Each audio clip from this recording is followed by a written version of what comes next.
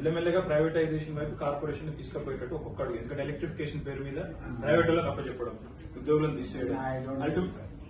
Don't think you don't know. I will not agree. No, that's what I'm saying. Maybe you don't know, but it looks like it's a conspiracy. ఇప్పుడు car privatise చేసిండ్రు, electrification పేరు మీద privatise చేస్తుండ్రు, next RTC privatise చేస్తారు. Automatic ఒకటి ఏం చెప్తున్నారు, దీనికి నష్టాలు ఉన్నాయి.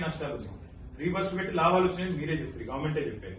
వాళ్ళకి నష్టాలు వచ్చినాయని చెప్తున్నారు. నష్టాల పేరు మీద ప్రైవేటైజేషన్ కార్గోని ఇచ్చేసినారు. కార్గో తర్వాత నెక్స్ట్ ఎలక్ట్రిఫికేషన్, ఆ తర్వాత మొత్తం ఆర్టీసీ. ఏమైతుంది నెక్స్ట్? అల్టిమేట్ గా స్టేట్ మొత్తం ప్రైవేటైజేషన్ మీ అసంప్షన్ అంతేగాని అటువంటి ఆలోచన రాసియండి. మరి లేదు ప్రైవేటైజ్ చేయమని రాసియండి. మీరు చెప్తారు కదా లేదని రాసియండి. నేను లేదు టుడే ఇప్పుడు వరకు నేను అర్థం చేసుకోవాలి అటువంటి ఆలోచన. అట్లా చెప్పండి. మీరు చేయమని ఎట్లంటారు? మీకేం తెలుసు కదా? మీకు తెలియనప్పుడు తెలియదానండి, అంతే కదా. గవర్నమెంట్ ఇష్టం అది.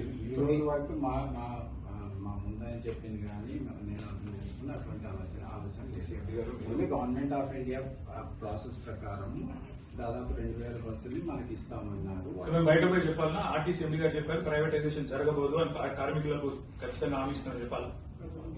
చెప్పండి, చెప్పమంటారా? ఎండీ గారు చెప్తున్నారు ప్రైవేటైజ్ రాని అన్నాడు. కంపల్సరీ ఉంటుంది, ఆర్టీసీ ఉంటుంది చెప్పాలి. పక్కా చెప్పండి. సరే.